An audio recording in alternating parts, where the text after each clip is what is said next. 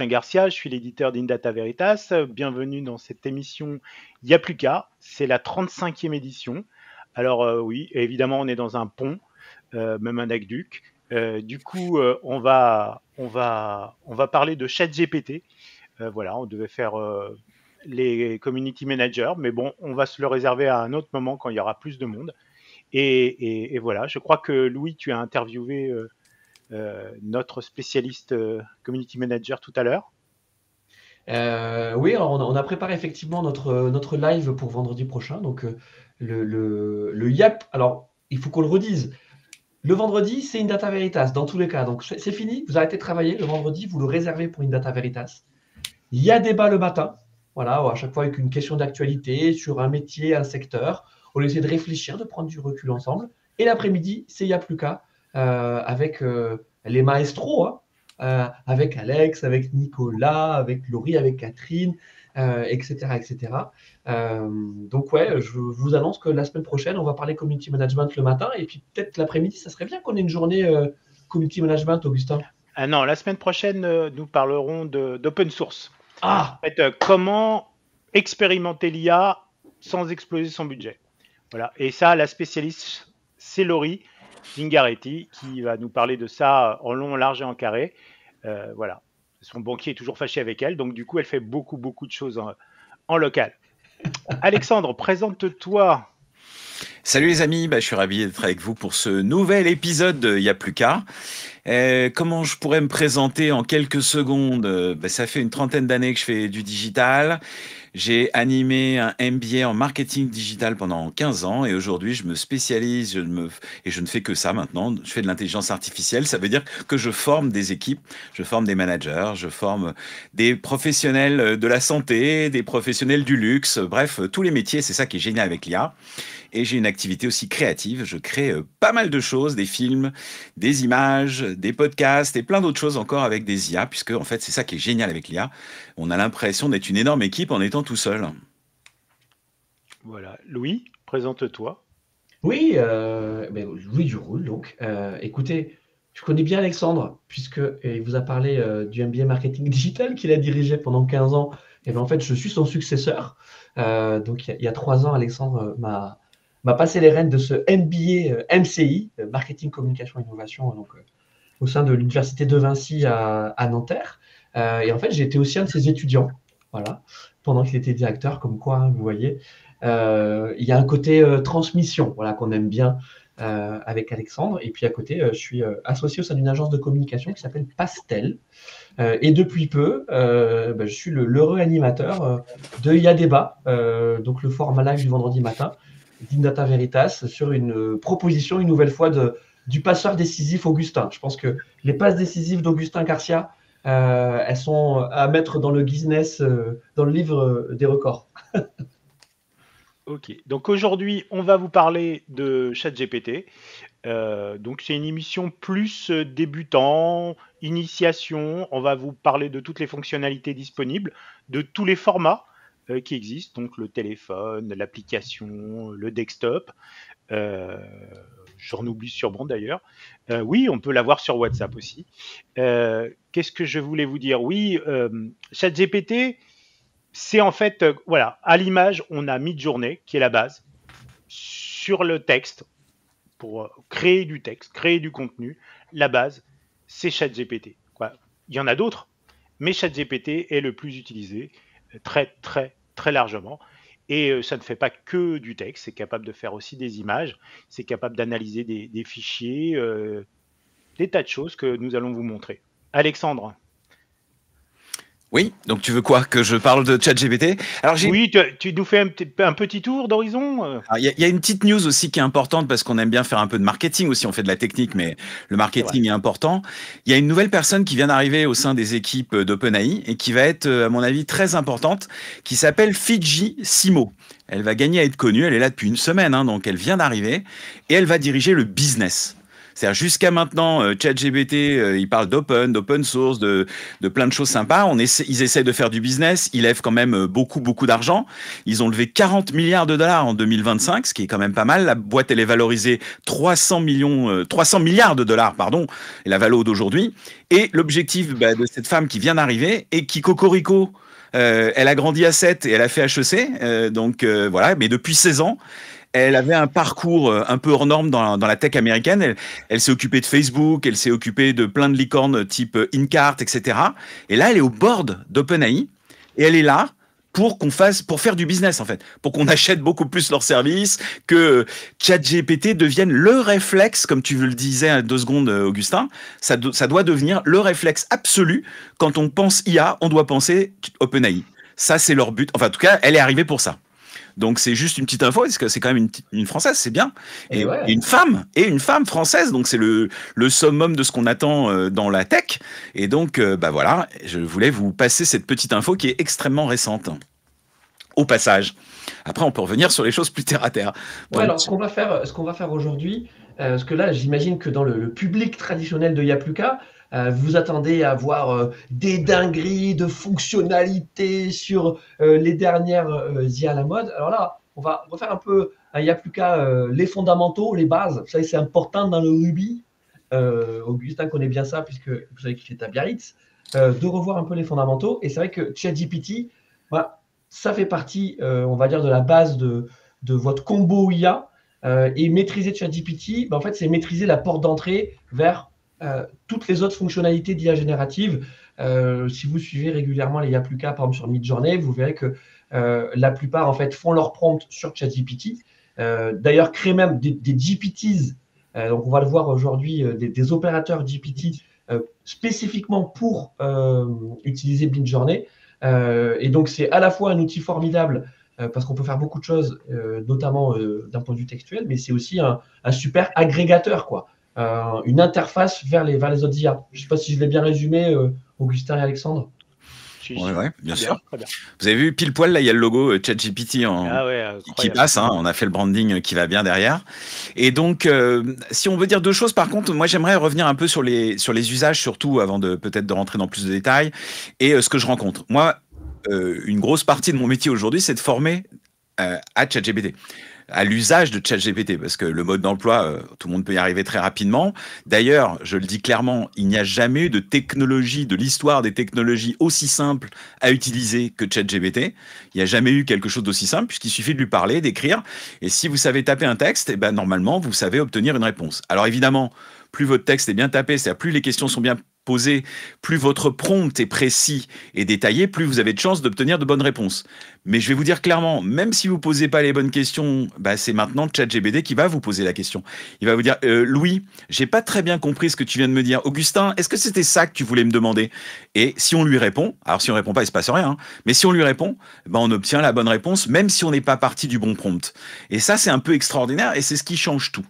Alors peut-être qu'on va parler aussi de tout ce qui existe. Alors, première chose déjà, moi je me rends compte que 90% des gens que je rencontre en formation, avant qu'on passe chez eux, ont la version gratuite.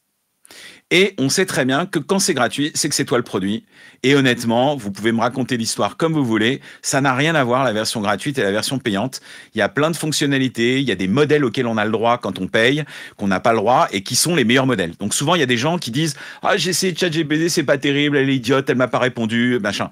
Déjà, ils sont en version gratuite, donc ils ont sûrement raison. En version gratuite, elle n'est pas du tout performante, beaucoup moins. Cette société et l'IA n'est pas fait pour ça. Comme je vous l'ai dit tout à l'heure, ils viennent d'engager quelqu'un qui va être là pour vendre encore plus de licences, donc ça va être encore plus terrible le fait qu'il faille payer des choses.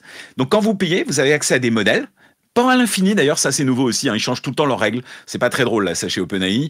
Ils changent les règles de paiement, c'est-à-dire qu'à un moment on a le droit à de l'infini, après c'est limité, après ça dépend des choses. Bon bref. Et par contre, ce qu'ils nous font chez ChatGPT, c'est qu'ils progressent très très vite. Donc tout ce qu'on apprend aujourd'hui, la semaine prochaine, il y aura des nouveautés, dans 15 jours, il y en aura encore d'autres, etc. Mais c'est ce qui est passionnant. En tout cas, moi, c'est ce que j'aime bien. Et je sais que Louis et Augustin aussi, c'est un peu ce qui nous anime. On n'a pas le temps de s'ennuyer. Par contre, effectivement, la plupart des gens utilisent quand même la version gratuite. C'est-à-dire sur les centaines de millions de personnes qui l'utilisent, il y en a une grande majorité qui l'utilisent en gratuit.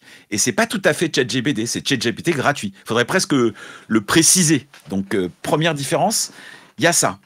Et je me rends compte que même quand on paye, les utilisateurs que j'ai ont pas toujours une grande imagination sur les usages qu'on pourrait avoir avec ChatGPT.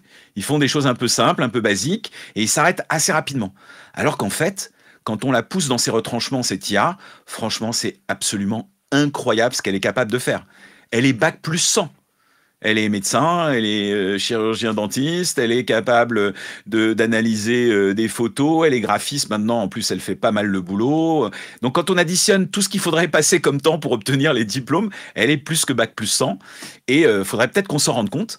Et puis il y a une deuxième chose que j'aimerais dire pour démarrer, qui est important aussi, c'est le fait que elle a été nourrie de quasiment tout ce qui existe dans l'histoire de l'humanité.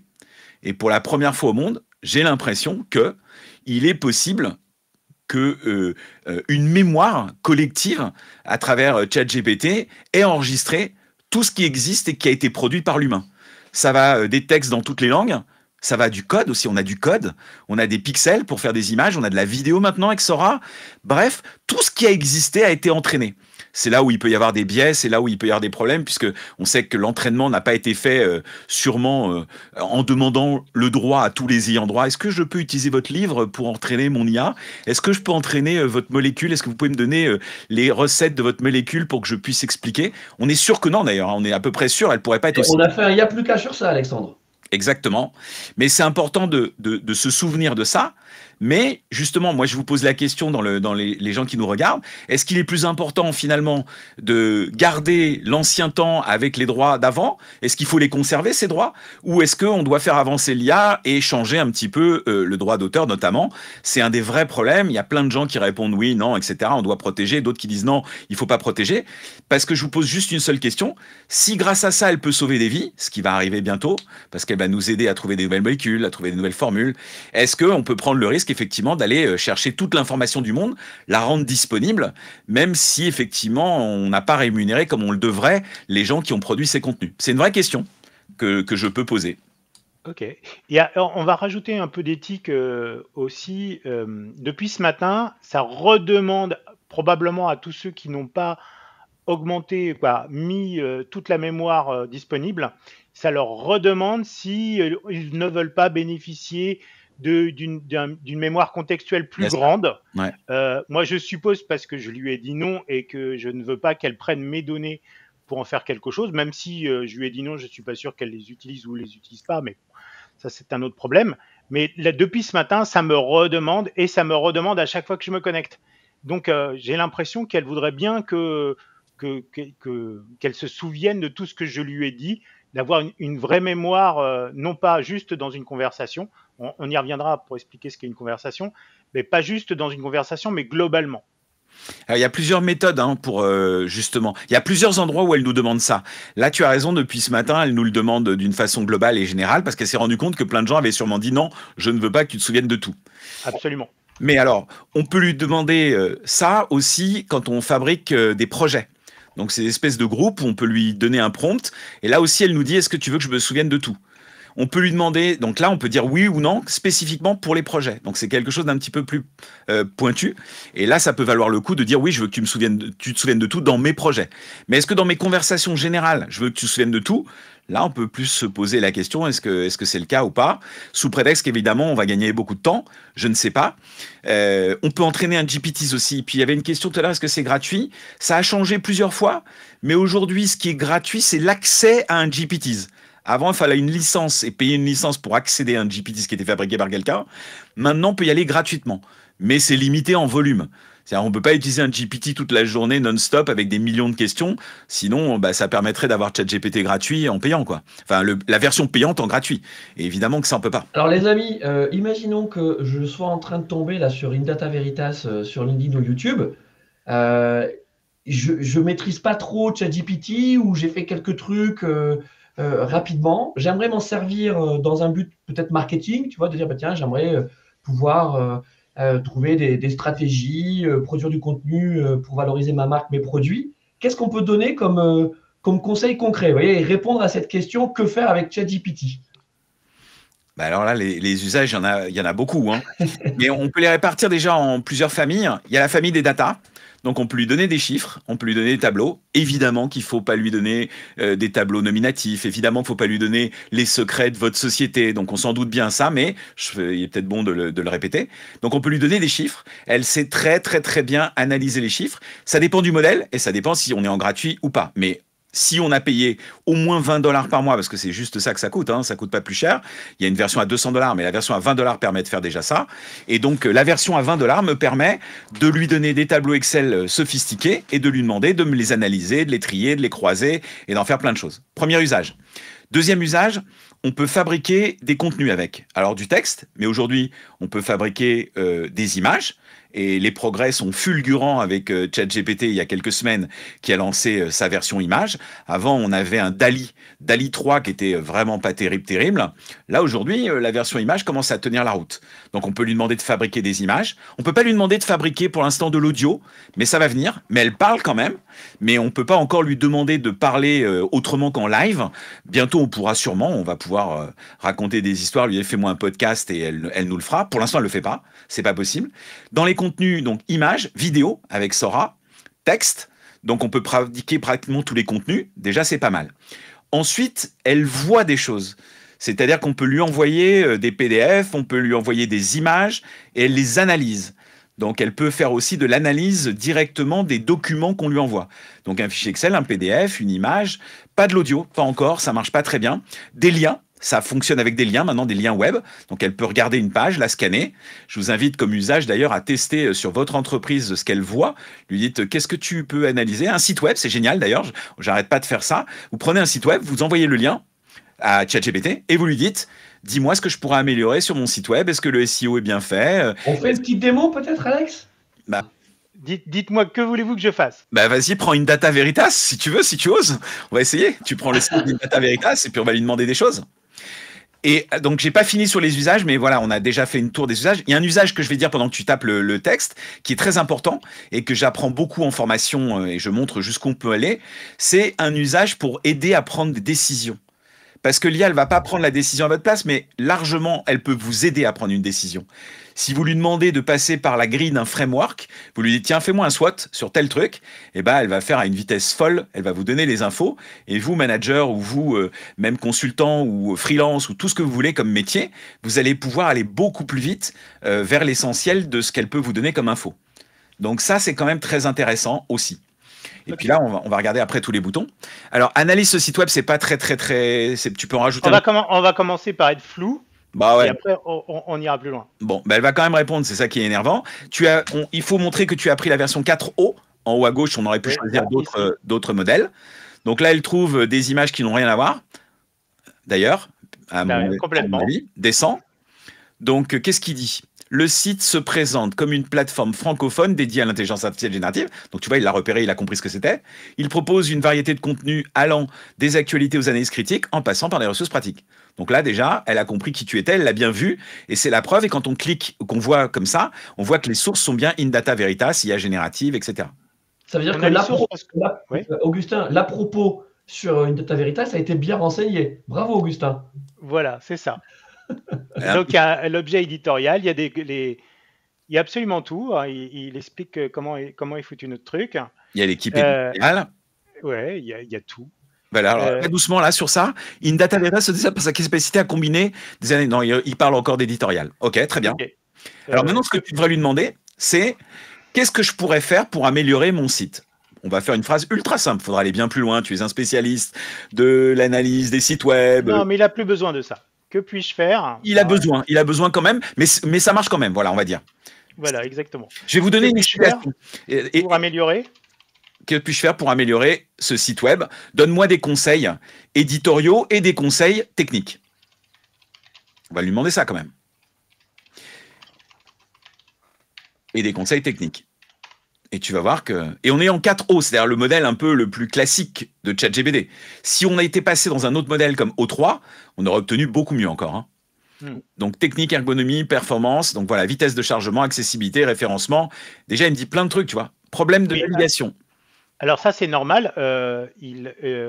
On peut aussi répondre. Sur mobile, c'est pas fait pour un mobile, puisque mais il a les raison. images sont très lourdes et qu'il y a de la vidéo sur la home. Voilà, sur certains titres manquent de clarté. Alors là, moi, je répondrais que Indata Veritas n'écrit pas pour Google, mais écrit pour des lecteurs.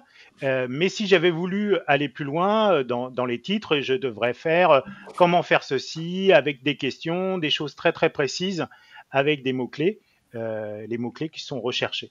Ouais, mais là, tu es en train, parce que tu sens qu'elle a déjà vu un certain nombre de points sur lesquels on pourrait progresser, tu pourrais progresser, mais ce qui est intéressant, c'est pas de regarder ça comme ça, c'est de prendre du recul et de dire, finalement, même si on le prend un peu froidement, elle a raison. Elle a raison sur l'intégralité des points qu'elle est en train de te recommander.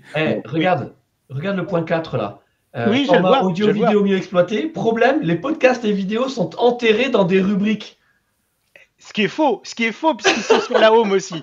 Mais il est vrai qu'il y a des rubriques qui sont dédiées. Voilà, c'est un média. Mais bon, je connais tous ces petits problèmes. Alors, comme dit Mathis, le but, c'était pas de remonter les problèmes, c'est de montrer la qualité de l'analyse qu'elle est. Et la qualité de l'analyse, c'est vrai. Voilà. C'est-à-dire que si on regarde, je pourrais vous faire la performance du site. La performance sur les bonnes pratiques, je suis à 100. Les performances, elles sont au-dessus de 70-80 sur la partie desktop, et sur la partie mobile, c'est mauvais, étant donné qu'il y a beaucoup d'images, beaucoup de vidéos. Alors là, on va repousser un peu le vice un peu plus loin du coup. Là, elle te fait des recommandations globales. Mais on va faire autrement parce que Augustin, toi, tu n'as pas le temps, tu fais trop de choses, tu as un éditeur puissant qui fait beaucoup de choses dans le web. Donc, on va faire un truc, on va lui dire, non, attends, pas plus précis, on va lui dire, peux-tu me donner 3 recommandations qui changeraient de façon significative? On va lui simplifier la vie. Qui changerait de façon significative la visibilité de mon site, par exemple, ou la qualité de mon site, ou la perception de mon site, peu importe. La qualité de mon site, va dire. Mais la qualité, comme ça, c'est très général. Alors, attendez, je fais des fautes d'orthographe. Il s'en fout complètement, mais... Ah ouais, c'est ça qui est terrible, d'ailleurs, elle s'en fout, mais alors complètement. Tu peux faire des fautes de frappe, tu peux mettre des bullet points, franchement... Alors, comme dit Yanis dans le chat très justement, là, pour l'instant, on n'a pas donné de rôle à ChatGPT. Mais oui, mais vous l'avez sauté, ça. Ouais. Voilà, on pourrait très bien lui dire, tu es consultant en marketing, tu es une agence. On n'a pas donné de rôle. Mais je l'ai dit tout à l'heure, je l'ai dit ça. Effectivement. Mais par contre, il y a un truc à comprendre, c'est qu'effectivement, Yanis, la bonne nouvelle, c'est que maintenant, on va s'en foutre. Parce qu'elle comprend qu'on va pas lui donner de rôle, elle en a marre qu'on lui donne pas un rôle alors qu'elle aimerait bien qu'on lui donne. Et donc, ils ont déjà programmé l'IA pour qu'elle comprenne quel va être le rôle en fonction du contexte. Ça, c'est la bonne nouvelle, Mathis, c'est qu'on va être capable d'avoir ça, tu vois. Alors, imposer une signature éditoriale forte, identifiable de 10 secondes, tu vois, déjà, il te dit, il y a peut-être un petit travail là-dessus sur le boulot de Louis aussi. C'est de dire quels sont les arguments les plus forts qu'on doit mettre en valeur, parce que les gens qui sont tous pressés, quand ils arrivent sur le truc, il faut qu'en 15 secondes, même pas en 3 secondes, ils aient déjà découvert quelque chose. Et peut-être qu'il y a encore des choses à progresser. Mais il faut le prendre comme des avantages. Donc, tu vois, ce que je te dis, c'est qu'après, tu n'es pas obligé de prendre la décision de l'écouter, mais elle t'aide à choisir. Elle t'aide à décider. Et c'est ça qui est nouveau aussi. Donc la ligne éditoriale, donc là, on est d'accord, il part sur la ligne éditoriale, et après il reprend la home comme une couverture de magazine vivant. Bon, on pourrait lui demander de le détailler, mais on va pas lui demander, mais on pourrait. Et elle te fera un plan d'action. Ok. Elle aime pas les héros, en fait, les animations en héros. C'est ça que ça veut dire, hein, oui. ça. Oui. Créer une série éditoriale récurrente qui sera une signature. Oui. Alors là, on parle de ChatGPT. Moi, j'ai souvent quand même comme réflexe d'utiliser au moins 6 ou 7 IA pour regarder la différence des réponses. Aujourd'hui, vous savez, même en gratuit, on a des réponses avec ChatGPT. Et ChatGPT vous a dit bac plus 100. Imaginez que vous avez en fait finalement 6 ou 7 bac plus 100 dans la poche. Pourquoi je m'en priverais? Dont la plupart sont gratuits. Si vous allez sur Grok, l'IA de X, elle est gratuite. Si vous allez sur Gemini, l'IA de Google, elle est gratuite. Si vous allez sur Perplexity, il y a l'IA d'Anthropic aussi qui est gratuite. Bref, pourquoi je m'en passerai en fait? Vous pouvez aller sur les IA chinoises. Alors, je vais vous montrer quelque chose que j'ai l'habitude de faire. C'est une fois qu'elle m'a donné des conseils, je lui dis, maintenant, tu vas regarder ce que tu viens de me conseiller et tu vas me donner des contre-arguments. Et elle sait le faire. Bien sûr.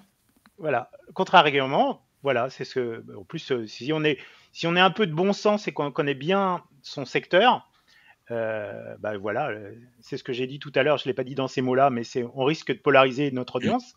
Voilà. Donc, si aujourd'hui je veux garder que des DA, je fais exactement ce qu'il m'a dit. Je polarise sur les DA et le graphisme. Alors, deux précisions. Là, ce qu'on vient de faire, c'était un prompt ultra basique. D'ailleurs, on n'a pas fait de prompt, quoi. On a juste parlé avec l'IA. Exactement. Et par contre, évidemment, si on faisait un prompt un peu plus sophistiqué, on obtiendrait plus rapidement une bonne réponse. Mais regardez ce qu'il y a en dessous aussi. Ça, c'est nouveau depuis quelques temps. Il y a le bouton rechercher et il y a le bouton recherche approfondie. Et alors là, le bac plus 100 dont je vous parle, il arrive tout de suite là, avec la recherche approfondie. Même en payant, on n'a le droit qu'à 5 recherches. Alors il en reste 25 là. Alors tu vois, ça a encore changé. Des fois c'est 5, 25. Ils changent quand ils veulent. Là, il y a 25. Donc tu as le droit à 25 recherches en recherche approfondie. Et si on lui avait demandé d'aller chercher tous les concurrents, tous les sites éditoriaux qui parlent d'IA, lui dire quels sont les meilleurs magazines qui en parlent, quels sont les magazines de tech qui ont réussi, on peut lui faire, je sais pas, 50 bullet points et lui demander une recherche approfondie. Et là, vous n'allez pas être déçu du voyage. Là. Vous allez avoir une étude ultra avancée, ultra poussée. On voit l'IA qui se met à réfléchir quand on fait ça. C'est-à-dire qu'au lieu de redonner une réponse comme elle l'a fait instantanément, elle va se dire, mais attends, il m'a posé cette question. Pourquoi il m'a posé cette question? Et si je me posais la question adverse? Et si je me posais une autre question concurrente? Etc., etc. Et donc tout ça, quand on se met en mode recherche approfondie, on l'obtient. Et ça, c'est complètement fou, hein. Mais vraiment, vraiment. Et vous pouvez faire une bataille avec des grands consultants et faire la recherche approfondie. Et je vous garantis que c'est complètement fou. Alors là, tu vois, je viens de passer en haut 3. Quel sujet? En haut. Sur le sujet, elle sait très bien de quoi on parle, mais bon, je vais être plus précis. Ouais, surtout quand tu dépenses une recherche approfondie, je te recommande quand même d'être un peu le plus précis. Et par contre, oui, tu as raison. Expliquons bien ce que c'est pour ceux qui savent pas éventuellement. Je pense que beaucoup de gens savent, mais il y a ChatGPT O3. Pour l'instant, c'est un des modèles les plus avancés de ChatGPT qui, lui, est un modèle de raisonnement. C'est-à-dire qu'il va pas juste aller chercher dans sa mémoire et sortir des trucs statistiques. Il va aller chercher dans sa mémoire statistique, plus il va se mettre à raisonner. Il va se poser lui-même d'autres questions afin de mieux répondre à la question et de voir pourquoi nous, moi, Alexandre et toi, Augustin, pourquoi on est bête et qu'on lui a pas posé la bonne question jusqu'au bout. Et il va trouver les questions qu'on aurait dû lui poser. Quand on se met en mode O3, on n'est pas du tout sur la même puissance de calcul. Et souvent, les gens qui sont en gratuit, ils n'ont pas accès au 3 et ils pensent que ChatGPT est nul. Mais c'est vrai qu'elle est nulle en gratuit par rapport à O3. Et là, pour te démontrer et démontrer à nos auditeurs qu'on n'a plus besoin de lui donner un rôle, qu'on n'a plus besoin d'être super précis. Voilà, je vais poser une question. J'ai été flou. Voilà, un média collaboratif sur l'IA générative. Et là, il me demande comment je dois cadrer l'étude de façon à ce qu'il la fasse de la manière la plus précise possible. Exactement. Donc, en fait, il me pose des questions. Vous pouvez répondre sur le 1, 2, 3, 4, 5 avec juste une phrase. Et si vous répondez bien, eh bien, elle va faire son étude en ayant eu un brief de votre part. Et du coup, le résultat ne sera pas du tout le même. Pour expliquer la différence sur les prompts, j'aime bien donner une image. Imaginez que vous avez la plus grande bibliothèque du monde. La plus grande. Il y a tous les livres du monde, toutes les vidéos d'ailleurs dans une vidéothèque, etc. Il y a tout. Et vous demandez, quand vous arrivez à l'entrée, à la responsable de la bibliothèque, va me chercher un livre. Monsieur Louis, je ne sais pas de quel livre vous me parlez. Donnez-moi des précisions, s'il vous plaît. Donc, on ne sait pas. Donc, si vous lui dites après, alors je voudrais un livre d'histoire. De quelle époque parles-tu? Il y a tellement d'informations que quand on est précis, elle va aller dans le bon linéaire, trouver le bon livre. Et c'est exactement, pour faire très très simple, mais c'est une analogie qui fonctionne bien. On comprend que si la bibliothèque elle est très grande et qu'on lui donne pas d'indication pour aller chercher le bon linéaire avec le bon livre, eh ben on le trouve pas. Alors que si on lui donne, eh ben on le trouve. Si on lui dit c'est un livre d'histoire de la Grande Guerre et c'est ça qui nous intéresse et je voudrais que tu te focalises sur Napoléon, elle va dire non, dans la Grande Guerre, Napoléon, c'est pas ça, je me suis trompé d'endroit, c'est pas le bon endroit. Bref, il faut être précis pour que l'IA aille chercher dans toutes ces milliards d'informations les bons livres, donc les bonnes informations qui sont stockées dans sa base. Ça, c'est une petite idée toute bête. Pensez que c'est une bibliothécaire et que plus vous l'aidez, vous la guidez et plus elle vous trouve le bon truc. C'est votre personal shopper, mais pour des contenus. Alors, pour revenir à cette question, que faire avec ChatGPT? Donc là, le premier usage qu'on est en train de vous montrer, c'est celui de super assistant, de super consultant. Alors là, on était sur aide-moi à améliorer mon site internet avec Indata Veritas. On aurait pu commencer par l'usage qui est le plus courant, qui est celui de faire écrire des textes. Là, c'est les contenus. C'est les contenus dont Voilà. je parlais. Faire des contenus. Exactement. On en est où là sur ChatGPT d'ailleurs? Est-ce qu'on considère que c'est toujours le meilleur ou est-ce qu'on est toujours amoureux de Claude? Voilà, est-ce qu'on aime bien Claude d'Anthropic qui est une autre IA textuelle? Est-ce que Gemini s'est amélioré? Quels sont vos usages, vous, quand vous devez écrire des textes? Est-ce que vous êtes 100% ChatGPT ou vous allez voir un peu ailleurs? Non, on va voir sur toutes. En fait, c'est ce que je disais tout à l'heure aussi. Je vous disais qu'il faut aller sur l'ensemble des IA. Absolument. Et donc, il y en a, je pourrais vous les citer toutes. Non, Hein. et vous, personnellement, Alexandre Augustin? Alors moi, je fais du Claude 3, essentiellement. Alors moi, j'ai abandonné Claude 3 depuis un certain temps. Moi, c'est Grok. Grok, elle est fabuleuse, mais vraiment fabuleuse. Testez-la et vous allez voir. Voilà. Rien C'est à voir. parce que tu as beaucoup d'humour, c'est parce que tu aimes bien rigoler, Alexandre. Non, parce que je suis objectif. Les gens ne le sont peut-être moins. Alors, C'est rien, testez, vous allez voir, testez. Ne dites pas moi ou pas, ne me croyez surtout pas sur parole. Faites le même prompt avec 5 ou 6 IA et soyez objectif et dites-moi ce que vous avez pensé du résultat de Grok. Grok, c'est le meilleur résultat en ce moment. Essayez. Moi, je fais ça à peu près 100 fois par jour. Essayez. alors il a raison, Grok, c'est celui qui donne les meilleurs résultats. Ah, voilà. Maintenant, est-ce que j'ai envie de donner des informations à Grok? Mais là, on lui donne pas d'informations, on lui demande d'aller regarder ton site. Il n'y a pas de risque. Oui, là, sur ce coup-là. Ah bah oui. Oui. Mais quand tu lui demandes de créer du contenu en lui donnant de la matière, on prend quand même pas mal de risques. Enfin, moi, je trouve. Ouais, enfin, je sais pas. Ça, c'est un bon débat. Mais honnêtement, je vois pas où est le risque tant que tu lui donnes pas d'informations. Quand tu lui demandes de tant faire qu'on lui donne pas d'informations, c'est le meilleur. On est bien d'accord, c'est le meilleur. Mais il y a déjà 80% des usages, c'est de la recherche, c'est pas des informations que je lui donne. Tout à fait. Mais est-ce qu'on fait de la recherche avec ChatGPT? C'est une bonne question aussi. Bah, bien sûr. Là, avec la recherche approfondie que tu es en train de faire.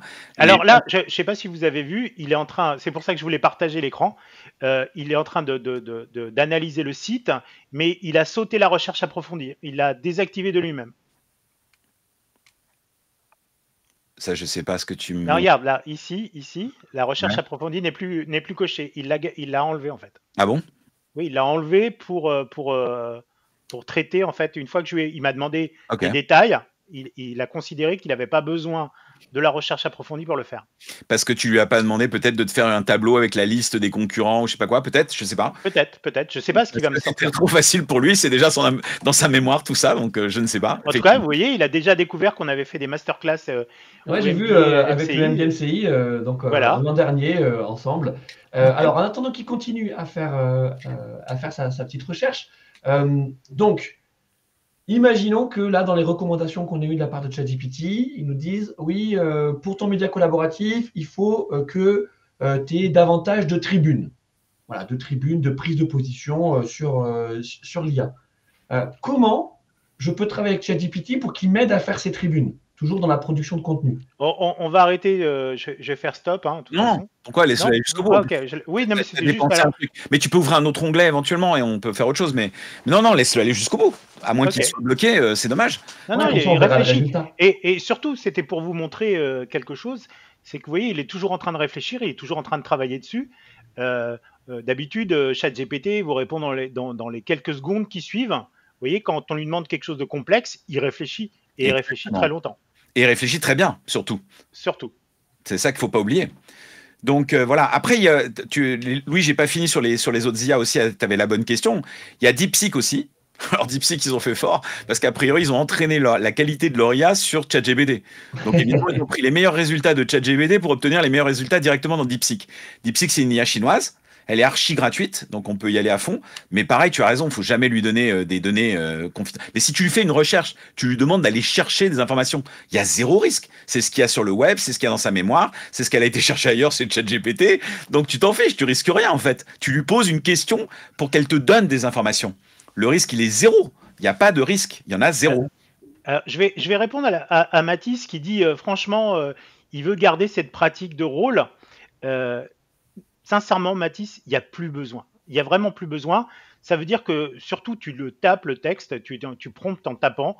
Je te conseille de prompter en parlant. Tu parles avec ton IA plutôt que de taper. Et tu verras, si tu veux lui dire qu'elle est, je sais pas, spécialiste du SEO, tu pourras. Mais sincèrement, en fonction de tout ce que tu lui as raconté, elle sait déjà ce que tu lui demandes. Alors, Augustin, tu as raison. Mais je vais aller dans le sens de Mathis parce que moi j'ai été formé par Alexandre. C'est Alexandre qui m'a formé à ChatGPT. Oui, mais il y a combien d'années? En fait, il donne. Non, il donne. Écoute, il donne. Il est bête. En fait, il donne les mêmes résultats, mais le fait de lui donner un rôle, ça change sa tonalité, la façon dont il te parle. Et moi, j'utilise souvent justement, tu es un consultant en communication, en marketing, spécialisé dans tel et tel domaine. Et en fait, dans la façon dont il met en forme les résultats qu'il me donne, ça correspond davantage à ce que ensuite, moi, je vais réutiliser pour mes propres problématiques clients, par exemple. Voilà, c'est juste ça. Mais les résultats sont les mêmes, je suis d'accord avec toi. Sous le contrôle d'Alexandre, il y a aujourd'hui quelque chose qui s'appelle les projets. Et donc, tous les projets où tu veux qu'il soit consultant SEO, tu les fais dans un projet où il est consultant SEO. Oui. Tous les projets journalistiques, tu les fais dans un projet où il est journaliste. Tous ceux qui sont sur le marketing, dans un projet où il est spécialiste du marketing. Voilà, si tu veux faire spécialiste du e-commerce, tu fais un autre projet spécialité e-commerce. Et comme ça, tout est bien rangé et il se souvient de tout à cet endroit-là, contextuellement par projet. T'as raison. Voilà. Moi aussi, c'est comme ça que je fais.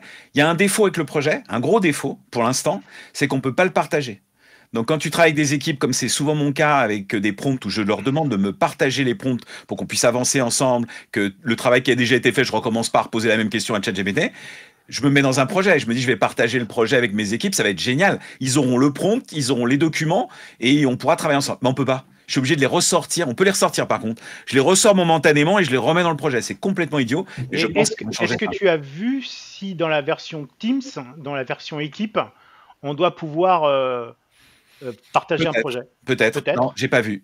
Bonne remarque. Il faut voir si en payant la version Team, on peut faire ça. Ça serait complètement fou si on pouvait pas. Mais pour l'instant, en tout cas, on ne peut pas en direct. J'ai essayé pas plus tard qu'hier. Alors à moins que ça ait changé aujourd'hui. Pas plus tard qu'hier, c'est pas possible. Voilà. Ludovic insiste. Alors Ludovic, voilà. Si tu fais ça par projet, ça marchera très bien. Ouais. À la limite près, hein, vous avez entendu, on ne peut pas partager les projets. Alors peut-être que vous n'êtes pas encore dans l'usage de partager, et pourtant c'est vraiment génial, partager des prompts. Nous, ce qu'on demande à Louis, c'est ce qu'on demande aussi à nos étudiants. Moi, je le demandais déjà de mon temps. Je leur dis, vous avez le droit de faire des thèses en utilisant des ChatGPT, il n'y a pas de problème pour moi, mais je veux voir le raisonnement que vous avez fait avec ChatGPT. Donc avant, on citait ces sources en disant, bah, j'ai regardé sur tel article de journal. Maintenant, je leur demande de me montrer le lien du prompt qui leur a permis d'arriver à un raisonnement pour écrire leur thèse. Et du coup, bah, je vois ce qu'ils ont fait, s'ils n'ont pas fait du copier-coller et s'ils s'en sont servis pour nourrir le contenu. Et là, je trouve que c'est normal qu'ils fassent ça, les étudiants. Par contre, s'ils ne me montrent pas leur prompt et qu'ils ne m'ont pas montré la démarche, je me dis ils ont dû sûrement beaucoup tricher et beaucoup copier-coller. Et donc ça, c'est pour un usage. Mais l'autre aussi, c'est ce que j'apprends tout de suite à mes apprenants. Voilà comment on partage le projet. Alors, le projet, on peut pas. Voilà comment on partage une conversation.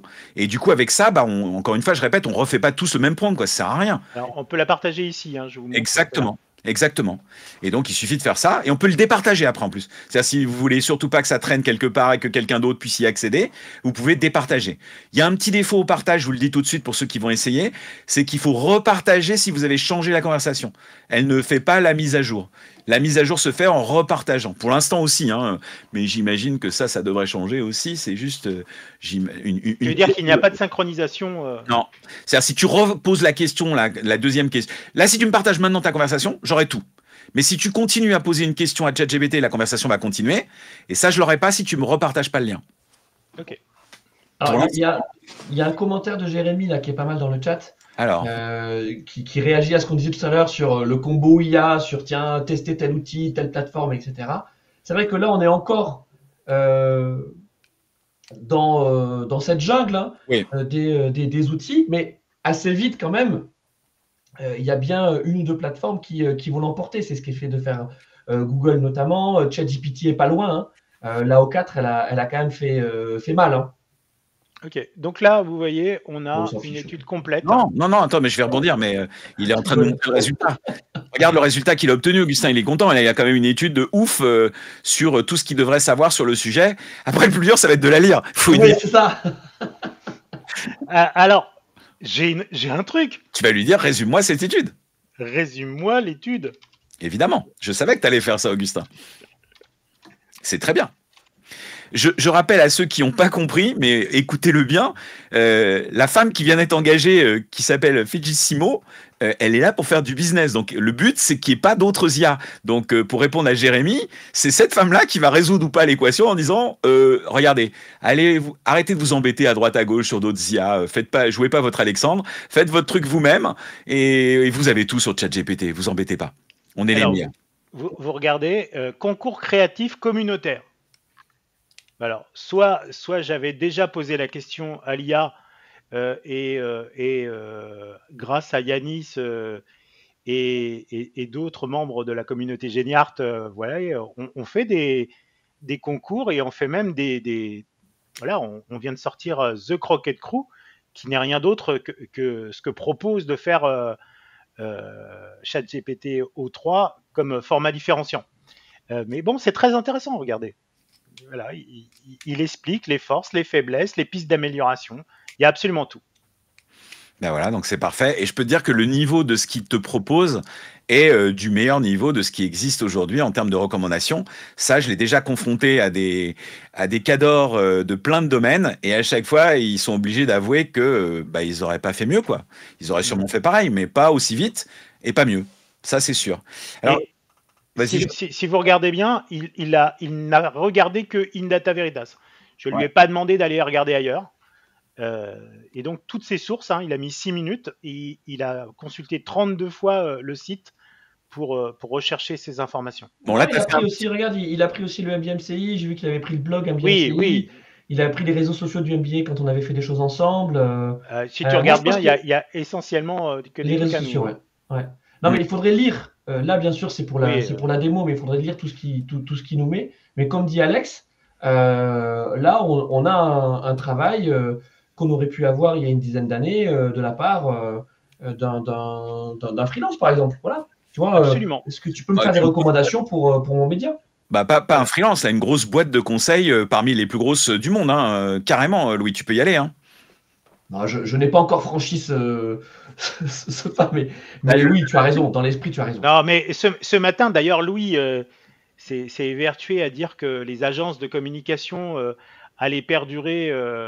En tout cas, ça en était une hypothèse, qu'elles n'allaient pas devenir des foulias. Si on regarde bien, avec cette analyse-là, on pourrait aussi demander si elles vont perdurer, et tu verrais que certains arguments qui ont été avancés sont battus en brèche, quoi. Oui, alors peut-être pour clore c'est vrai que sur la partie conseil, qui était peut-être, tu vois, un des reproches qu'on pouvait faire à ChatGPT sur le fait que finalement les conseils qu'on avait, c'était des trucs assez standards, tu vois, c'était un petit peu allez, fais-moi une stratégie marketing, hop, et que tu lui parles de pattes, de livres, d'informations, on s'en fiche, il te ressortait un peu toujours les mêmes choses. Ça, ce n'est plus vrai. Et d'ailleurs, je me demande si ça a même été vrai un jour, quoi. Là, on a des conseils, on a une recommandation qui est du niveau d'un bon expert, d'une bonne experte dans le domaine. Donc, oui. Moi, je dis même du meilleur expert dans le domaine. Il faut arrêter de minimiser la qualité de ce qu'elle sort là. J'ai personne aujourd'hui. Moi, je veux bien faire des batailles avec les meilleurs experts de tous les domaines. Aujourd'hui, c'est l'IA qui gagne, c'est pas l'expert. L'expert, il va reprendre ce qu'elle a fait et il va gagner un temps fou. D'habitude, il aurait mis des heures à faire la même chose, mais il aurait mis des heures. Par contre, ce qu'il va faire, c'est qu'avec son vécu, avec son avantage humain, avec son savoir-faire, avec ce qu'il a déjà perçu, des problèmes et des inconvénients, même sur une reco comme ça, il va être capable de s'en servir plus vite. D'ailleurs, le meilleur expert, il a qui, Louis? C'est pas à toi que je vais apprendre ça. Il a plein de stagiaires, il a plein de gens qui lui proposent des infos et après, il les concatène. Là, ces stagiaires, ils sont bien meilleurs que d'habitude. Ça s'appelle une IA et elle est capable de lui apporter tous les documents qui vont bien. Et après, il va pouvoir prendre des décisions ou proposer la recommandation finale, l'homme qui fait ça. Alors, est-ce que c'est la fin de McKinsey, Deloitte et compagnie? S'ils utilisent les IA, moi je travaille avec plusieurs d'autres cabinets en ce moment, et ils utilisent tous les IA. Ils ont mis dans leur façon de fonctionner des IA pour aller plus vite. Pour l'instant, ils n'ont pas encore facturé le fait qu'ils gagnaient à peu près 6 fois le temps d'habitude à leurs clients. Mais un jour, ils vont être obligés de le faire. Tu veux dire que le gouvernement pourrait payer moins cher? Alors, attendez. Il n'y a pas de débat. Il n'y a pas de débat. Là, ce que vous êtes en train de voir, donc c'est Augustin qui est en train de passer dans le deuxième cas pratique qui, on se disait, tiens, imaginons, on a envie de faire une tribune sur tel et tel sujet pour In Data Veritas avec une prise de position. Donc là, Augustin est en train d'interroger ChatGPT 4o. Donc on va voir le résultat. Donc là, Alors aussi, là, tu lui on mets va une lui longueur, demander Augustin, tu lui dis une longueur? Non, non, je vais pas lui dire de longueur. Ok. Petite Là, c'est la première. Non, je voulais dire une petite astuce au passage pendant que tu écrivais. En haut à droite, on voit aussi qu'il y a écrit éphémère. Bon, donc tous ceux qui sont parano, vous avez un petit peu moins de chances d'être écouté, vu, lu, je sais pas quoi, quand vous passez en chat éphémère, puisque là, ils ne conservent pas les. En tout cas, c'est ce qui est écrit dans les CGV. Après, si vous êtes complotiste, vous allez dire, mais non, on s'en fout, c'est même pire. D'ailleurs, quand je vais là, je sais qu'ils vont m'écouter. J'ai déjà entendu ça. Hein. Il y a un mec qui m'a sorti ça. Je me suis dit, ah ouais, d'accord, ok, j'avais pas pensé comme ça. Et donc, mais là, le chat éphémère, c'est un peu comme dans le Google Privacy. Vous savez, quand vous cliquez et que ça devient tout noir, ben là, c'est pareil. Vous allez avoir une fenêtre de dialogue où ChatGPT est censé ne pas vous écouter, ne pas regarder. Et donc, bah, quand vous avez une petite question à vous poser qui est un peu perso, utilisez le chat éphémère parce que ça sera un moyen d'être un peu plus tranquille d'un point de vue lecture de ce qui va être écrit par vous. Ok, alors comme je l'ai dit au tout début de l'émission, je suis parano et donc je suis toujours en éphémère. Voilà, bah, très bien. Mais t'as entendu, j'ai entendu un étudiant qui m'a dit, oui, mais Alex, je pense que du coup, c'est là où ils écoutent le plus. Ok, d'accord. Voilà, comme s'ils avaient que ça à faire. Ce qui est pas con. Enfin, quand on dit ils, on parle bien sûr des Illuminati. Hein. Voilà, c'est ça. Ah ouais. Exactement. Non, des extraterrestres de la planète X. C'est pour ça que Grok répond si bien, la planète X. Elle nous écoute tout le temps. Voilà. Donc tu vois, donc tu lances et tu as le texte qui se construit. Oh, je l'aime la licorne, symbole d'un capitalisme de mirage. Oh là là. Alors, il y a quelque chose que je ne vous ai pas dit. Donc là, c'est Yanis qui pourrait encore me crier dessus. Donc là, je lui ai demandé un style journalistique, un ton engagé avec prise de position. Moi, je le répète, mais dans mes paramètres, tout ce type de choses est déjà enregistré. Il sait très très bien ce que je veux. Ah. Il sait que si j'ai mis et qu'il ne va pas me mettre des permets, des pouvoirs. Alors. Donc, du coup, il y a 3 endroits où on peut mettre les paramètres, je les rappelle. Le premier, on a dit, c'est dans les projets. On peut mettre des paramètres, on peut dire qui on est. Le deuxième, c'est en direct, c'est ce que tu viens d'expliquer. Dans les paramètres, en fait, de ChatGPT, vous pouvez lui dire, à partir de maintenant, tu agiras toujours comme un responsable éditorial de In Data Veritas. Ici. Là, du coup, c'est en général si on fait ça. Et il y a un troisième endroit, on n'en a pas encore parlé beaucoup, c'est les bots. C'est dans les GPTs où on peut aussi paramétrer le fait que le persona qui va nous parler, le persona qui va agir, c'est un spécialiste de la rédaction pour des journaux qui parlent d'IA, par exemple. Donc, dans un GPTs aussi, on peut le faire. Et pour faire le distinguo, parce que ça sera une question qui pourrait arriver, entre un GPTs et un projet, la différence, c'est que le projet, je vous ai dit déjà, on ne peut pas le partager. Le GPTs, on peut. Et ça, c'est déjà une première chose. Et le GPTs, il est encore plus fort pour travailler en fait sur un sujet de façon répétitive. Donc c'est un peu votre bot que vous entraînez rien que pour vous et qui va être capable de répondre à toutes les tâches. Tout à l'heure, il y avait quelqu'un dans le chat qui demandait ça. Eh bien, c'est le GPTs, la méthode. Voilà, je sais plus qui est-ce qui disait ça, mais voilà, c'est Jérémy tout à l'heure. C'est Ludovic qui disait ça, pardon. Ludovic qui disait, on peut se constituer un kit d'IA qui nous servent au quotidien sans devoir tout tester jour après jour. Oui, et en plus, tu peux le mettre dans ChatGPT, tu n'auras même plus besoin de le mettre 2 fois.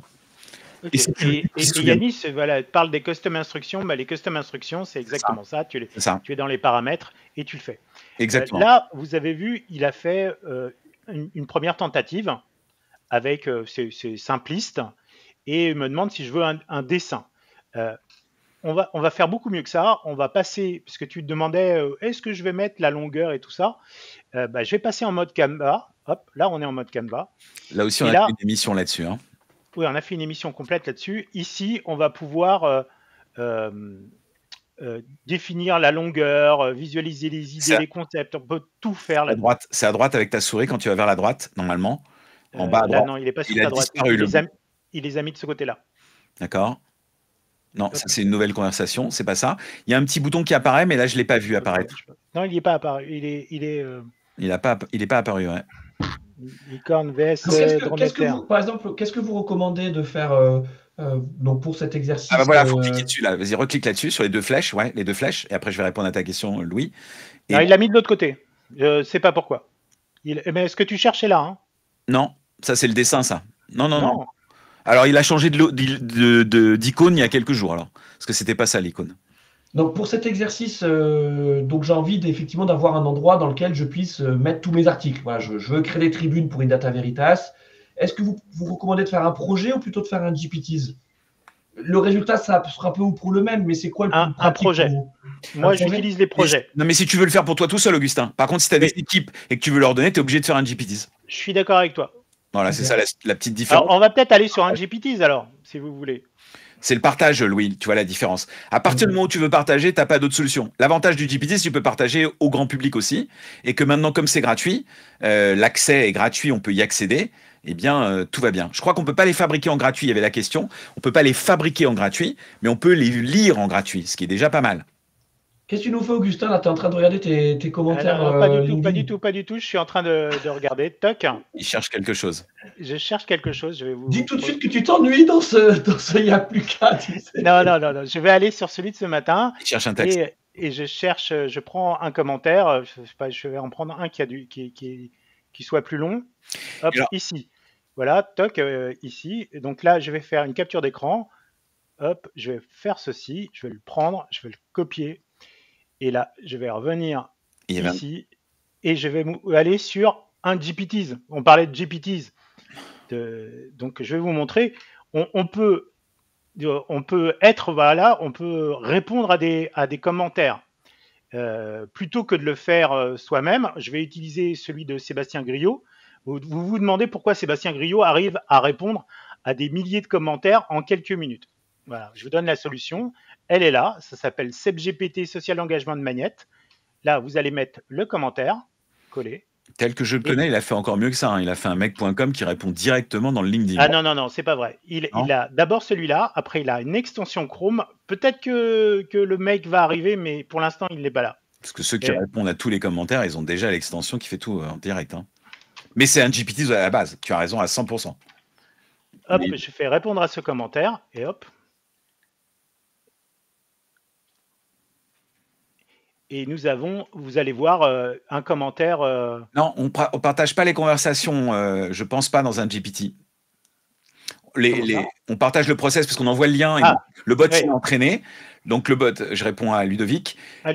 Le bot il est entraîné, Ludovic. Donc tous les gens qui vont l'utiliser auront la même qualité de réponse puisqu'il est entraîné pour ça. En revanche, on peut pas partager la conversation en direct, mais après on fait des copier-coller quand on a vraiment besoin, tu vois. Mais le but, c'est que chacun ait sa conversation avec le GPT qui va répondre de la même façon à tout le monde, en tout cas avec l'entraînement qu'on va lui donner. Ok, et vous voyez, donc il répond. Donc c'est comme ça que l'on fait. Donc ça, c'est un autre usage, c'est l'usage des GPTs. On a un persona, donc si on fait une recherche, Sébastien a fait énormément de GPTs avec des personas. Donc là, Moi, j'en suis à 60. J'en ai fait 60 déjà des GPT. Et bah lui, il est à plus de 100, hein, si tu regardes bien. Et donc, tu peux avoir un brief SEO, tu peux être un rédacteur immobilier, tu peux être un architecte, tu peux être un streamer, tu peux être vraiment tout et n'importe quoi. Je pense qu'il les crée au fur et à mesure de ses besoins. Et de ses cours. Voilà. Ouais. Moi, j'en ai fait un qui s'appelle Lèchebot. Hein. Moi, je vous le recommande vivement. Il fait rire tout le monde quand même. C'est un bot. Est-ce que Lèchebot est accessible ici? Ouais, tu peux. Ouais. Si tu tapes Lèchebot accroché, tu vas le trouver. Lèchebot, comme ça? Ouais, je crois. Sinon, tu vas mettre un espace ou avec un accent, mais tu vas le trouver, c'est sûr. Mets un espace. Je sais plus s'il y a un tiret, un espace. Mets des accents sur. Attends, il est en train de chercher. Voilà. Lèchebot, il est là. Ouais. C'est quoi ça? Vas-y, ouais, c'est moi, c'est le mien. Je vous invite à l'essayer. Il est très très drôle. Il y a déjà eu 200 conversations, c'est pas beaucoup, mais c'est un début. Et donc tu peux lui demander de te faire un compliment. Déjà, on va commencer par ça, Augustin. Tu vas voir, ça va te faire du bien au moral tout de suite pour démarrer la session. Regarde-moi ça. Oh, mais avec la plus grande joie, être en ta présence, même virtuelle, est une bénédiction. C'est Lèchebot ou c'est Témoin de Jéhovah? C'est Lèchebot. C'est Lèchebot. Donc, je vous invite à le tester. Il fait un bien fou. Il est capable de vous donner des réponses et des solutions à des trucs, mais complètement fous. Hein. Il y a quand même des étudiants qui m'ont dit, alors, ma grand-mère est morte, mon chat est écrasé, j'ai perdu mon boulot, ma femme m'a quitté. Et ben, il donne quand même des solutions et vous vous marrez, alors que c'est assez fou. Donc, voilà, ça, c'est rigolo. Et tu vois, il peut te faire tout ce que tu veux. Oui, puisque dans un GPTs, on est toujours dans ChatGPT. Donc, s'il vous propose des choses en plus, bah, allez-y. Il va juste prendre en compte le persona et tous les paramètres qui sont intégrés. Et Donc, donc, là, on est pas...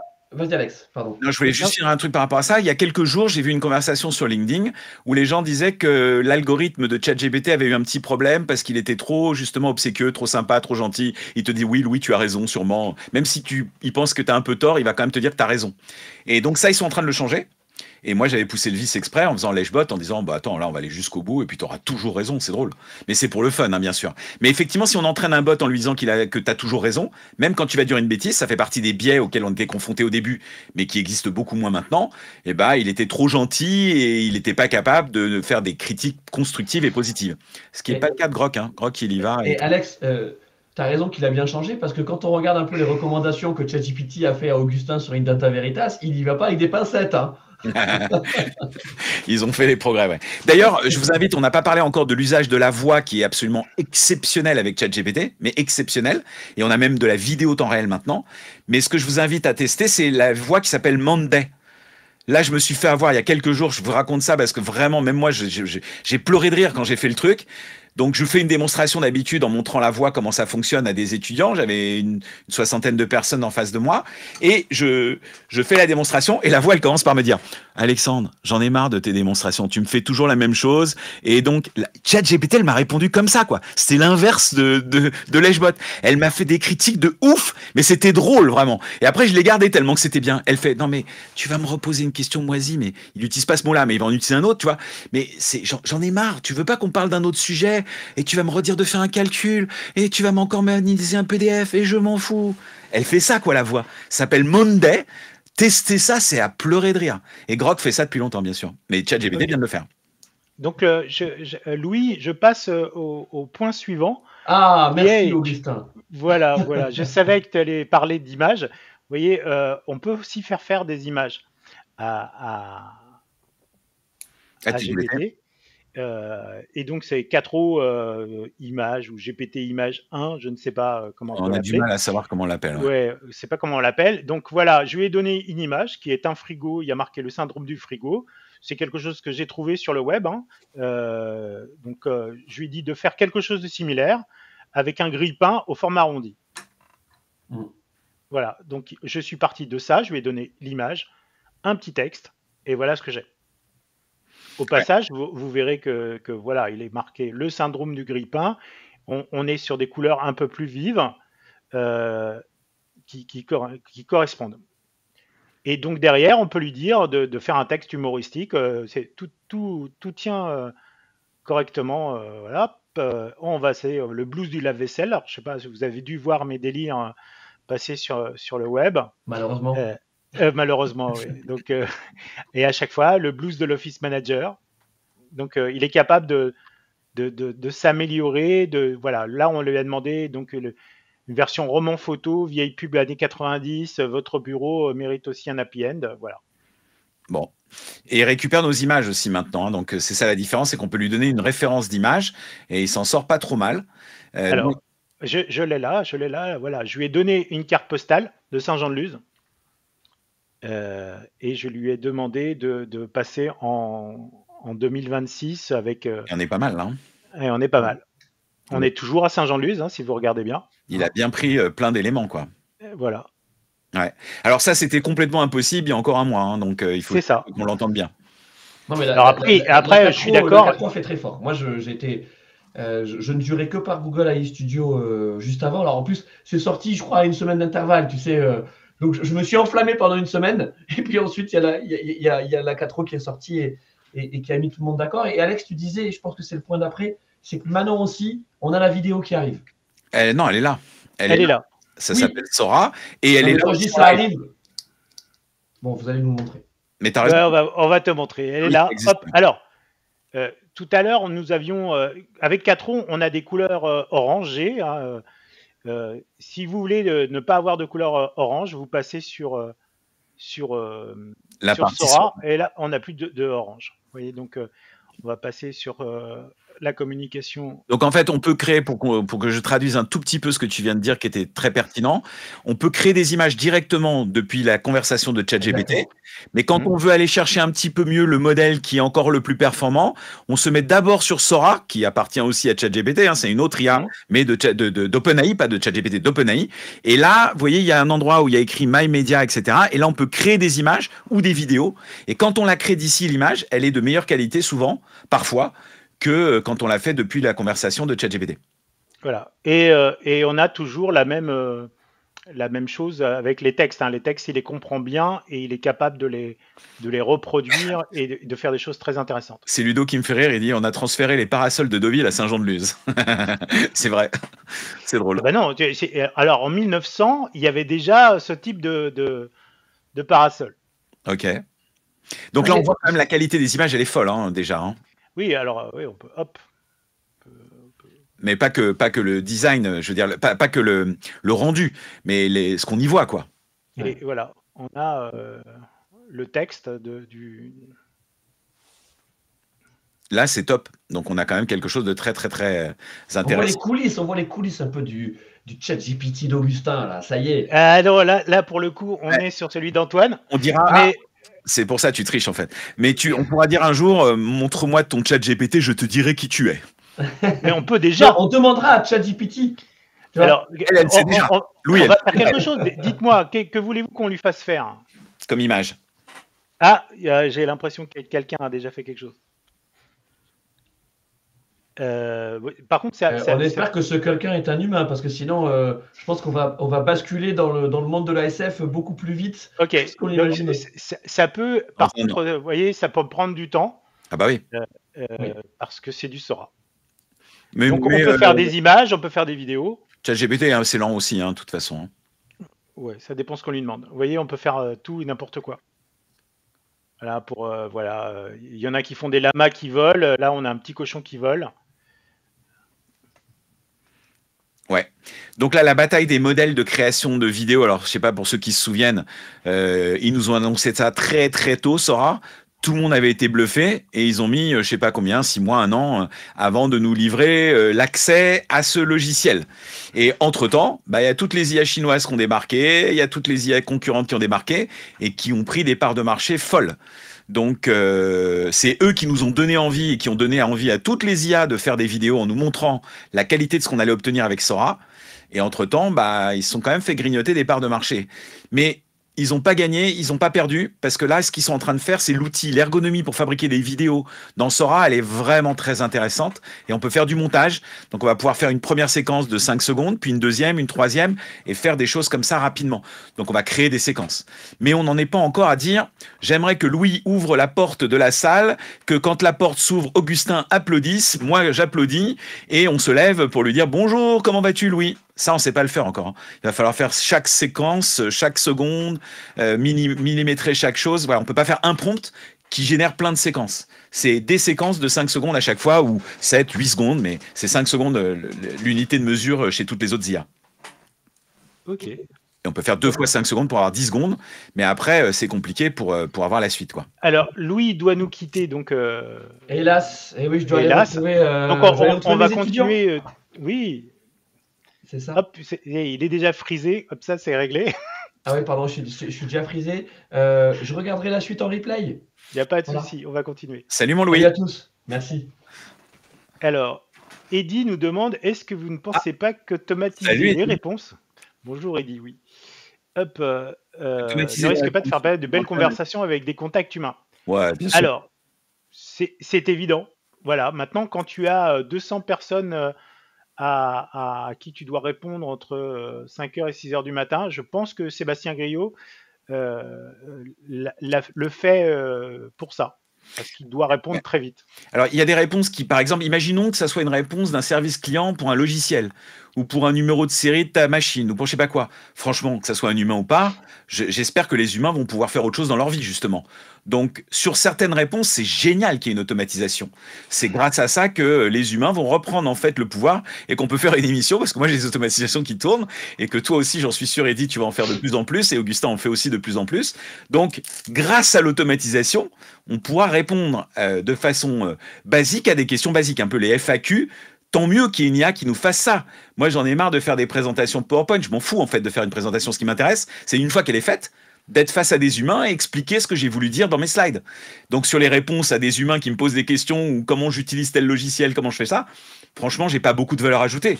Ils trouveraient un tuto sur YouTube ou je sais pas quoi. Donc, la réponse automatique, dans beaucoup de cas, elle peut servir sur des services voilà, de ce type. Après, tu as raison, ce qui est bien, c'est quand on parle avec toi, tu nous montres tes qualités de vidéo, que tu nous expliques pourquoi, comment, et ça, c'est pas tout de suite une IA qui va nous expliquer à ta place comment faire, sauf si tu entraînes ton avatar et que tu le formes pour ça. Mais voilà, donc je trouve qu'il y a un bon équilibre à trouver. Le tout IA serait une énorme bêtise, mais le sans IA, et c'est ce qu'on fait depuis des années, c'était aussi une énorme bêtise. On passe un temps fou à écrire des trucs qui servent à rien, quoi. Je ne sais pas si vous êtes d'accord avec moi, mais j'ai l'impression que l'IA, elle va nous rendre beaucoup plus de temps humain. En tout cas, moi, c'est ce que j'ai commencé à faire dans toutes les formations qu'on fait. Les managers que je forme ou les gens que je forme, tous à la sortie, ils ont gagné beaucoup de temps et ils s'en servent pas pour regarder Netflix. Ils s'en servent pour faire autre chose d'intéressant dans la société. Ok. Et là, tout à l'heure, j'ai répondu en faisant une copie d'écran et en demandant une réponse. J'aurais très bien pu prendre l'intégralité des commentaires et demander une réponse pour chacun. Donc, Ouais. il sait très bien traiter tout ça. Et j'aurais très bien pu aussi lui demander de me faire un fichier docx, donc un fichier Word ou un fichier Excel avec toutes les réponses. Fichier que j'aurais pu stocker et réinjecter d'une manière ou d'une autre, soit sur le réseau social, soit ailleurs pour maintenir en fait voilà, une FAQ comme tu l'as dit. Voilà, telle question, on doit répondre de telle manière. Bah oui, on entraîne un bot pour qu'il fasse ça et franchement, heureusement que c'est pas les humains qui le font quoi. Et tant mieux Oui. si le bot, par contre, moi en tant que si je demande à un service client d'avoir une réponse, souvent je l'ai pas quoi. Ou faut que je me débrouille. Si un bot qui est bien entraîné, moi c'est aussi beaucoup ce qu'on me demande de faire comme service pour nos clients, bah il est super content de faire ça quoi. Kling sait le faire maintenant.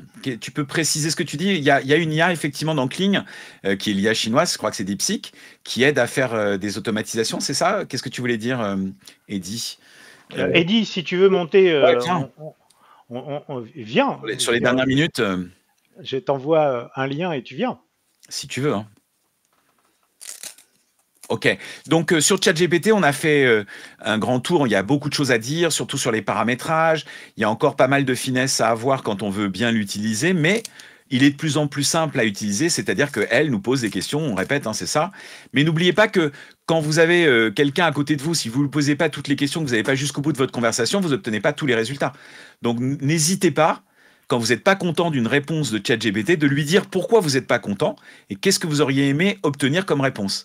Et quand vous faites ça, ça m'étonnerait qu'à la troisième ou à la quatrième fois, vous n'ayez pas beaucoup plus satisfaction. Donc ça, je trouve que c'est intéressant de continuer la conversation avec ChatGPT. Comme ça ne nous coûte pas plus cher quand on paye, autant en profiter. Absolument. Moi, ce que je fais, c'est que là, évidemment, on a fait écrire une tribune, mais bon, pour obtenir une tribune qui tient la route, c'est environ une demi-heure, trois quarts d'heure. Et là, évidemment, on lui a demandé de partir from Scratch. scratch, c'est-à-dire à partir de rien. Moi, je lui donne ma matière. Moi, évidemment, je suis journaliste, donc je lui donne ma matière, je lui enregistre ce que je veux et je lui donne. Alors, évidemment, il y a Notebook LM qui permet de faire ça aussi. Je crée la matière, je la donne à l'IA. Évidemment, moi, j'utilise plus Claude 3 que ChatGPT et Grok de temps en temps, si elle n'était pas aussi X. Euh, et j'obtiens exactement ce que je veux. Et après, si on veut la retravailler, étant donné que ChatGPT permet de faire avec le mode Canva quelque chose de très très précis, ajuster la longueur, ajuster les mots utilisés, les mots interdits, absolument de manière très précise, ou rajouter du SEO dedans si on veut aller sur le web après. on peut le faire. On peut aussi obtenir des versions courtes. Vous avez vu, on met des articles quelque part et 10 minutes après, on a le post LinkedIn, le post Facebook qui vont bien, qui sont souvent différents. Ça, on demande à ChatGPT de le faire. Et en fait, on part de la matière initiale, on lui demande de faire le texte et il le fait. Alors pour ceux qui sont restés justement jusque-là, je vous donne un petit truc aussi qui existe quand on vraiment veut utiliser beaucoup les IA.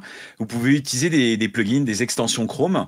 Il y en a une qui s'appelle Cider, je vous la recommande vivement, S-I-D-E-R, Cider AI. Et là, vous avez en fait tous les modèles d'IA qui vous sont disponibles directement avec ce plugin.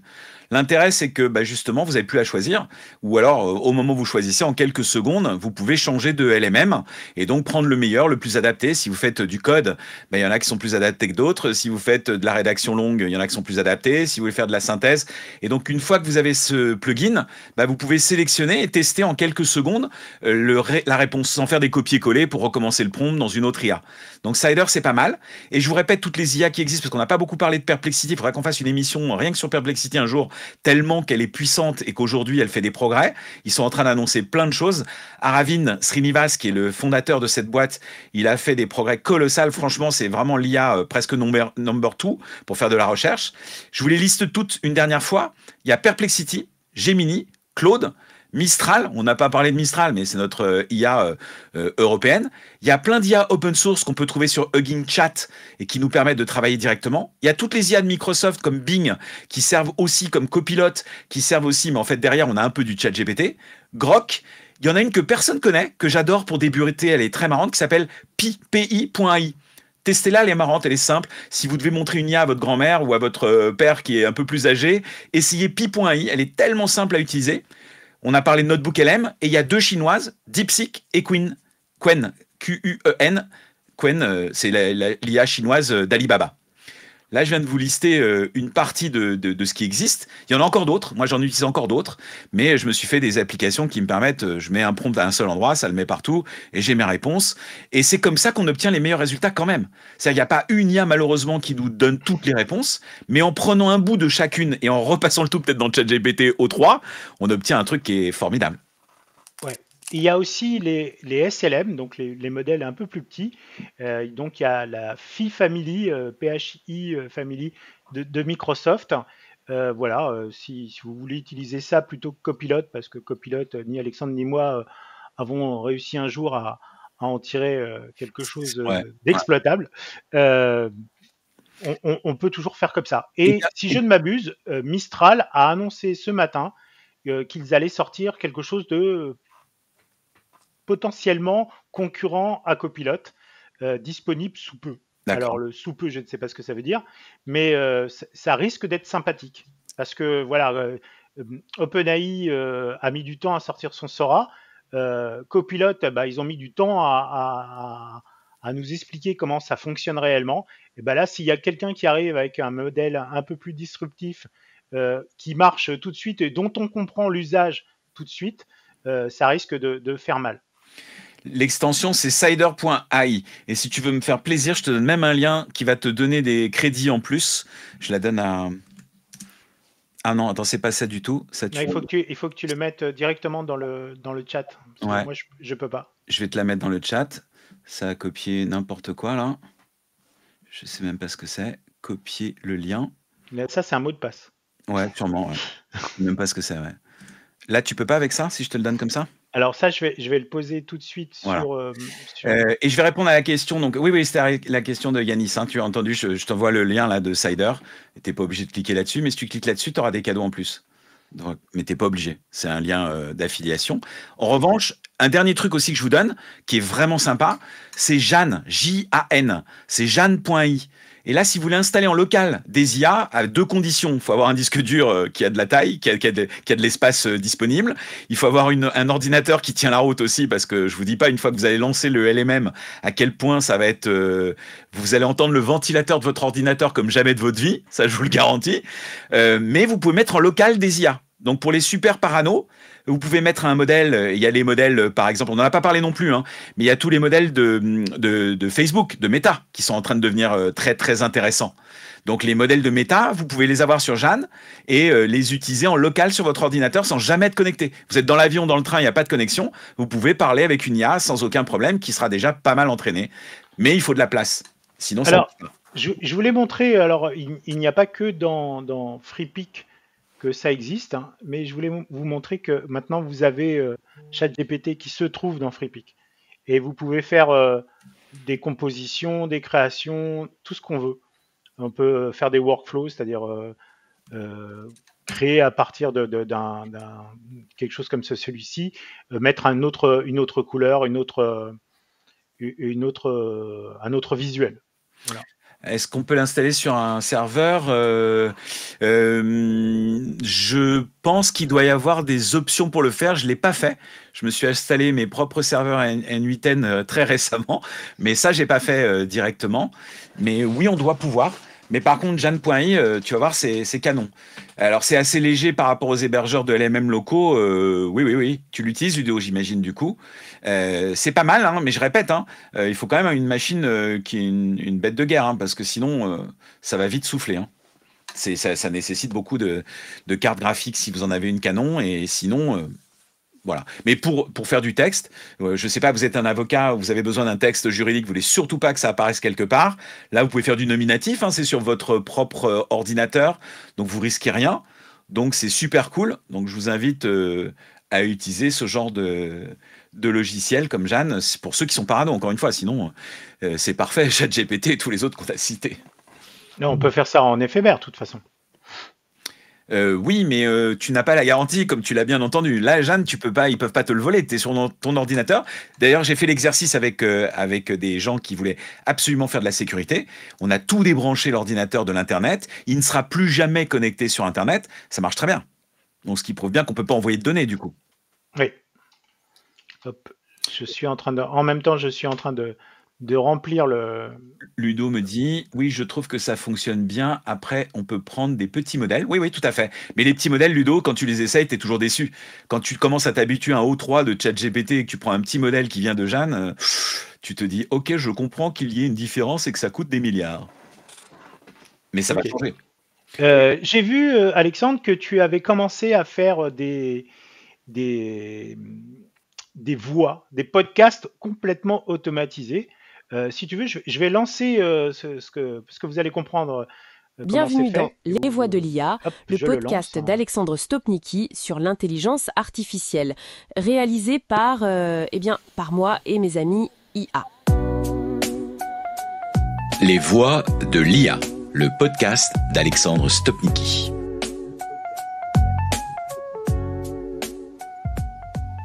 Bonjour Eva. Aujourd'hui, on plonge dans des recherches assez poussées, compilées avec plusieurs IA, en se basant notamment sur un document qui détaille pas mal de choses sur Sam Altman et OpenAI. Oui, l'idée c'est vraiment de décortiquer un peu le personnage clé derrière ChatGPT et de voir ce qu'OpenAI nous prépare. Exactement.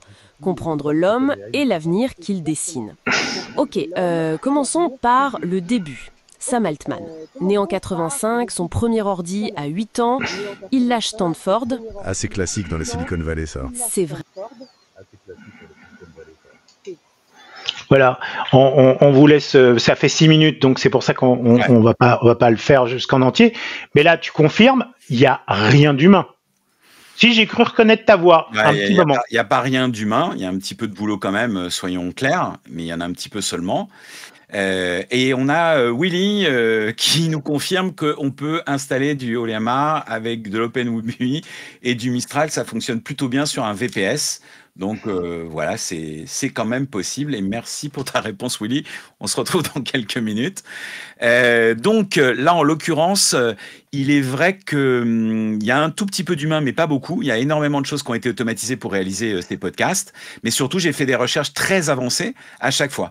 Je me suis dit quand même que c'était dommage qu'on parle toujours des logiciels, qu'on les utilise tous les jours, mais qu'on ne connaissait pas très bien tous toutes les personnes qui dirigent en fait ces sociétés. Et donc j'ai fait des recherches très avancées. Alors là, avec toutes les IA qui existent, j'ai fait du deep search sur tout ce qui existe. J'ai compilé ça. J'ai utilisé aussi du notebook LM. J'ai utilisé des voix aussi avec Eleven Labs. Et puis j'ai fait un petit peu de montage, quand même un tout petit peu de montage juste pour faire le podcast. Par contre, j'ai automatisé et vous pouvez trouver mes podcasts sur toutes les plateformes, sans exception. C'est-à-dire c'est sur Amazon, c'est sur voilà, et ça c'est diffusé de façon automatique aussi. Et donc je suis en train d'automatiser encore un peu plus le processus, mais donc il y a quand même une partie humaine. Hein, c'est-à-dire qu'à partir du moment où j'ai récupéré toutes les informations et qu'elles sont compilées, là je fais des prompts spécifiques, je regarde ce qu'elle me sort et les dialogues avant qu'ils soient lancés de façon complètement autonome, bah, je les travaille un petit peu. Sinon elle pourrait pas dire salut Alexandre et tout ça, ça marcherait pas. Donc voilà, c'est un mélange. J'y suis presque à l'automatisation complète, mais il y a un travail humain juste pour faire le meilleur du meilleur sur un sujet donné. Alors, quelqu'un qui voudrait s'amuser, il pourrait créer ces dialogues après une recherche approfondie et qu'il aurait mis dans un projet. Il pourrait créer ces dialogues avec ChatGPT. Avec ChatGPT, non. Avec Notebook LM, oui. Avec ChatGPT, pas encore. Ou en utilisant des API. Il y a des API qui permettraient de le faire en automatisant des choses avec N8N ou avec d'autres choses. On doit pouvoir y arriver, même si c'est pas si simple. J'en sais quelque chose en ce moment. Mais oui, on devrait pouvoir y arriver. Mais en tout cas, aujourd'hui, celle qui sait faire ça, c'est Notebook LM qui fait ça très très bien. Mais je veux dire, parce que pour la voix. Pour la voix, ouais. Pour la voix, pour oui, le passage de la si voix. tu voulais avoir que du texte, c'est-à-dire ah bah bien sûr. D'ailleurs, que du texte, ChatGPT suffirait. La plupart des scripts des podcasts sont écrits avec ChatGPT.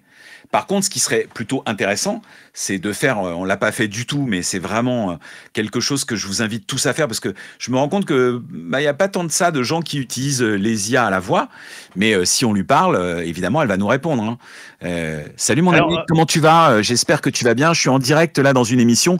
Dis juste bonjour à tous les éditeurs qui nous écoutent. Salut à tous les auditeurs, j'espère que vous allez bien.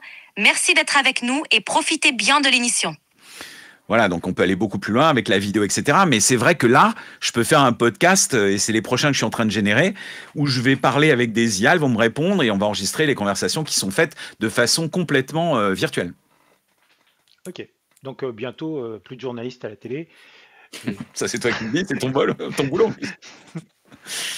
Ok. Non, mais voilà, on peut faire on peut faire vraiment beaucoup de choses. Et il faut travailler, essayer, ne pas avoir peur de faire des échecs. Hein. L'échec apprend des choses. Voilà. Je pense que... D'ailleurs, si tu écoutes les podcasts, tu vas voir que beaucoup de ces managers ont eu pas mal d'échecs avant de réussir et c'est ça qui est intéressant. Absolument. Et on le sait tous, mais c'est bien de le rappeler. Allez voir sur iamagique.com, il y a un petit bouton, il y a écrit podcast et vous pourrez en découvrir. Il y en a déjà une dizaine. Et je suis mettrai le lien. 10 nouveaux là qui vont être publiés sur n'importe quelle plateforme. Ils vont arriver là dans les quelques jours. Ok. Bon, je pense qu'on a fait le tour, à moins qu'il y ait d'autres questions. On a fait le tour. Je pense que les gens ont vu de la matière sur ChatGPT. Ils ont vu des démonstrations.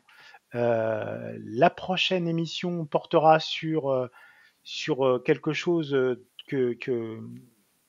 qui devrait aussi intéresser, et c'est surtout de l'open source. Donc l'open source, ça ne coûte rien. Bien évidemment, on peut participer, mais ça ne coûte rien et ça permet d'expérimenter en local beaucoup d'IA et de pouvoir essayer, s'entraîner, faire des tas de bêtises qui coûteraient très très cher si on les avait installés. Non, si on avait utilisé Kling pour faire des vidéos, on n'aurait pas pu en faire autant que sur une version locale complètement gratuite. Ça, c'est sûr. Donc, on verra ce qu'on fait la prochaine fois, comme d'habitude, Augustin. Tout à fait. Voilà, si tu es là, tu viens. Si je peux, avec grand plaisir. Et puis nous aurons surtout Laurie Zingaretti, qui est la spécialiste de J'installe tout chez moi. Donc .com. .com. C'est ça. Merci. Bon week-end à tous. Et profitez bien des IA. Hein. Absolument. Et de ChatGPT. Bien sûr.